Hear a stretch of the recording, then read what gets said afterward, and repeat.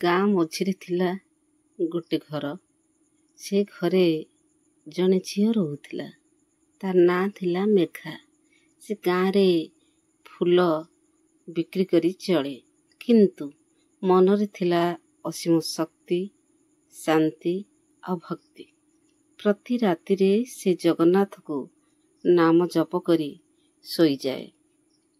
ଦିନେ ସେ ଜଙ୍ଗଲରେ ଫୁଲ ତୋଳୁଥିବା ସମୟରେ ଦେଖିଲା ଗୋଟିଏ ସୁନ୍ଦର ପତ୍ର, ଯାହାରୁ ଆଲୋକ ବାହାରୁଛି।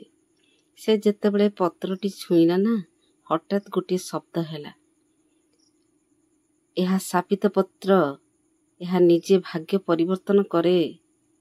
ସେଦିନ ଠାରୁ ମେଘାଙ୍କ ଜୀବନ ପରିବର୍ତ୍ତନ ଆରମ୍ଭ ହେଲା।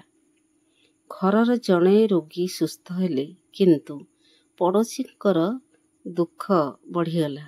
ମେଘ ବୁଝିଲେ ଯେ ଏଇ ପତ୍ର ଖୁସି ଦିଏ, କିନ୍ତୁ ଅନ୍ୟକୁ ଦୁଃଖ ଦିଏ। ମେଘା ଜଙ୍ଗଲକୁ ଗଲା ଏବଂ ଜଣେ ତାପସୀଙ୍କ ପାଖକୁ। ତାପସୀ କହିଲେ, ଏହି ପତ୍ର ବିଷ୍ଣୁଙ୍କ ଅଶ୍ରୁରୁ ଜନ୍ମ ନେଇଛି।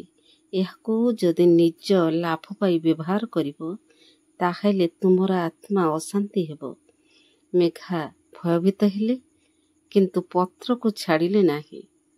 ଦିନେ ଗାଁରେ ଦୁର୍ଭିକ୍ଷ ଆସିଲା। ମେଘା ପତ୍ରର ଶକ୍ତି ବ୍ୟବହାର କରି ଅଧିକ ଧାନ ପାଇଲେ, କିନ୍ତୁ ଅନ୍ୟ ଗାଁରେ ମଣିଷ ଭୋକ ଉପାସରେ ମରିଗଲେ। ସେ ଭିତରେ ଭଗବାନଙ୍କର ଆବାଜ ଶୁଣିଲେ ସେ, ଯେଉଁ ଶକ୍ତି ଅନ୍ୟର ହାନି କରେ, ସେ ଶକ୍ତି ଅଶୁଭ ଅଟେ। ତୁମେ ସେହି ଶକ୍ତିକୁ ବ୍ୟବହାର କର ନାହିଁ। ମେଘା ସେହି ପତ୍ରକୁ ଜଗନ୍ନାଥ ମନ୍ଦିରରେ ନେଇ ଦେଲେ। ସେ କହିଲେ, ପ୍ରଭୁ, ମୋର ଲୋଭ ମୋତେ ଅନ୍ଧ କରିଦେଇଛି। ଏବେ ମୋତେ ଶାନ୍ତି ଦିଅ। ପତ୍ର ଆଲୋକରେ ଉଦ୍ଭାସିତ ହେଲା। ମେଘା ଶାନ୍ତି ଅନୁଭବ କଲା। ସେଇ ଦିନଠାରୁ ମେଘା ଜାଣିଲା, ସତ୍ୟ ଶାନ୍ତି ହେଉଛି ନିଜ ଲୋଭକୁ ଜିତିବାର ନୁହେଁ, ଜଗତକୁ ନିୟନ୍ତ୍ରଣ କରିବାରେ। ଗାଁ ଫେରିଲା ଶାନ୍ତିରେ ଓ ମେଘା ହେଲେ ଜଗନ୍ନାଥଙ୍କ ଭକ୍ତିର ପ୍ରତୀକ। ସେ ପ୍ରତିଦିନ ଯାଆନ୍ତି, ଜଗନ୍ନାଥକୁ ଭକ୍ତି କରନ୍ତି।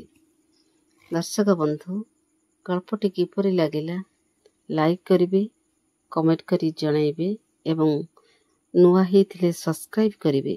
ରହୁଛି। ଜୟ ଜଗନ୍ନାଥ।